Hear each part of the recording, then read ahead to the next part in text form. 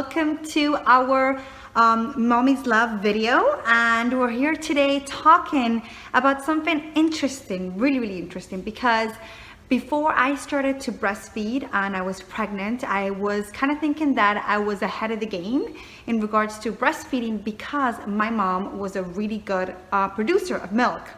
And she had huge boobs. Not that I inherited those, but she was a really good producer. So I kind of assumed that because she was a good producer, I was gonna be a good producer, and I was not gonna have like any breastfeeding challenges, which is gonna be, you know, a slam dunk for me. But it wasn't that way, and I did struggle with breastfeeding a lot.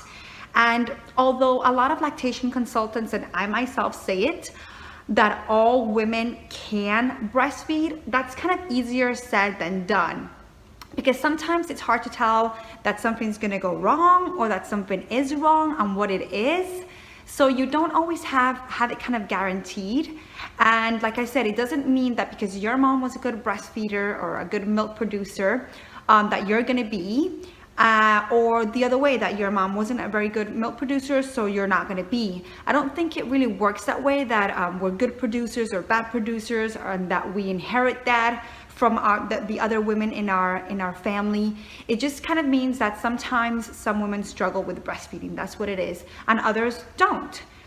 It's just one of those things in life, and unfortunately you don't know until you kind of get started. However, sometimes there are indicators or things that we do actually inherit in our health from not just women but family members in our lives that can make an impact to us being able to breastfeed, and I'll explain a little bit more about that. So there was actually a recent animal study on mice which showed that zinc is actually a mineral that is the content of zinc in our body can be inherited.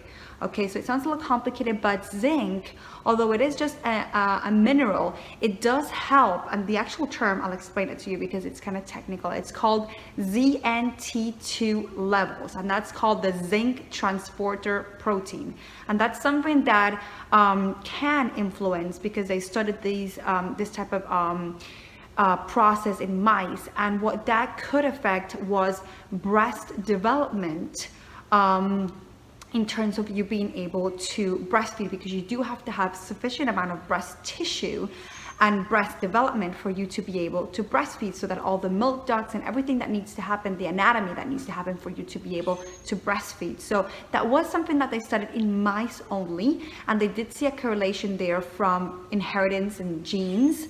But it doesn't mean that there's been enough research done, and it doesn't mean that it happens with human beings. So it's just a little bit of a reference there that I wanted to give you. But what can happen is in humans and not mice, what we do see is that there are a lot of different types of hormonal things in our genes that can affect us breastfeeding. That's being studied heavily, and it's being kind of proven, and we've seen the effects of this hormonal imbalances and hormonal issues and how they affect breastfeeding. So I'll go a little bit over those, because basically that's where the whole kind of misconception comes from, that it's not that you inherit or that there's genes in your family for good or bad milk producers. It's just that there's certain things that are in your composition of your genes that can kind of alter or kind of mess a little bit with your hormones in your system, and that's what affects breastfeeding. Okay,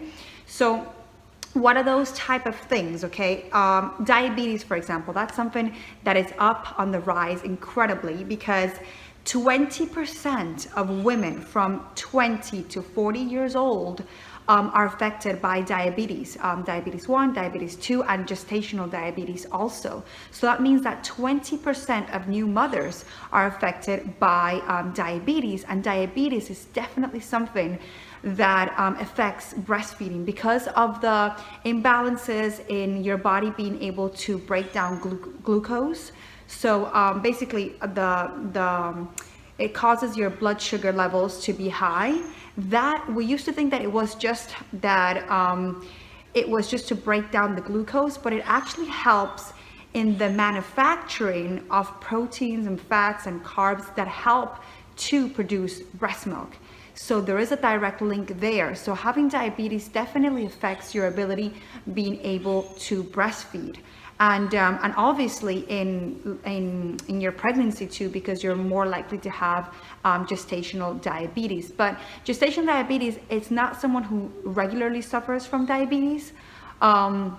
It's just someone that has it during the stages of pregnancy. So, but still, it's something that could stay with you or could rise up again in the future, or it's something that your child could have in their gene composition, so they can suffer from diabetes. So it's something to kind of think about. The other types of diabetes is the type 2 diabetes, and it's very common. There's a 40% chance that you can have this type of diabetes if there's someone in your family, one of your parents has it. You have 40% chance of having it. So it just tells you how much on the rise it is and how much of a possibility you could have of having type 2 diabetes. And there's also I always forget the name, PCOS, which is called, it's polycystic ovarian syndrome, and that's basically a type of syndrome that kind of affects your hormones, and again can affect the development of your breast tissue. And it's actually 27% of women have this PCSO imbalance, and it's huge, and a lot of women don't even know that they have it, and it can affect things like your skin, hair growth, or your weight, your periods, fertility, a lot of different things. And there's also something else that affects your hormones, which is obviously your thyroid, and there's hypo and hyper. So basically it affects if you have an overproducer or an underproducer of this hormone that your thyroid is supposed to release to help balance everything out. So again, that can also affect your milk production basically.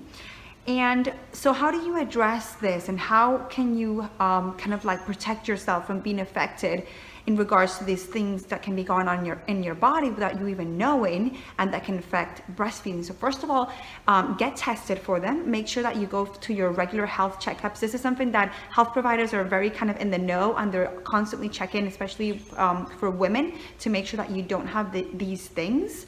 Especially if you're going to think about having kids, or if you're going to become pregnant, or if you're going to breastfeed. So definitely those are all things that you want to ask your health provider. So remember about diabetes, your thyroid, PCOS. And the other thing you can do is make sure that you are having good sleep, a good balanced diet, that you're not smoking, that you're not taking alcohol, that you're getting enough exercise. So basically living a healthy and abundant life. Make sure that if you do have any of these conditions, that you see a lactation consultant, that you tell your OBGYN, because there's prescribed medicine that you can take, or even natural or homeopathic medicine that you can take to help you overcome this hormonal imbalances, so that they don't affect you with your breastfeeding. And also just know that the more that you breastfeed, no matter what you have, the more you breastfeed and breastfeed and breastfeed on demand, the more milk you're going to produce, no matter what you're going through, or no matter what is affecting your milk production. So that's the most important thing. And you can also help yourself by doing things like hand expressing, using warm pads on your breast to help you with let down, using a breast pump to do power pumping, doing skin to skin with your baby. So there's lots of different things that you can do to aid you in the process also, okay? And the most important thing is to know ahead of time, so that when you do come to breastfeed, you know what plan you're going to take, what strategy you're going to take, and it doesn't affect your breastfeeding journey. So mommies, if you've struggled with any of these hormonal imbalances, please let us know. How did you find out about it? How did you get tested for it? And how were you able to overcome any breastfeeding struggles during your breastfeeding journey? Or if you faced any struggles at all, let us know what they were, and where you were able to get help. Okay, mommies, I'd love to hear your stories. Besitos. Bye-bye.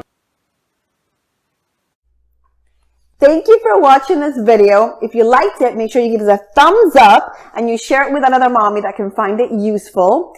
Also, hit subscribe. That way you'll get to see all our latest amazing videos that we're doing. I've also included below in the description of this video all our links for our social media, so that you can follow us and be part of our community, our discounts, our giveaways. Awesome, mommies. Bye.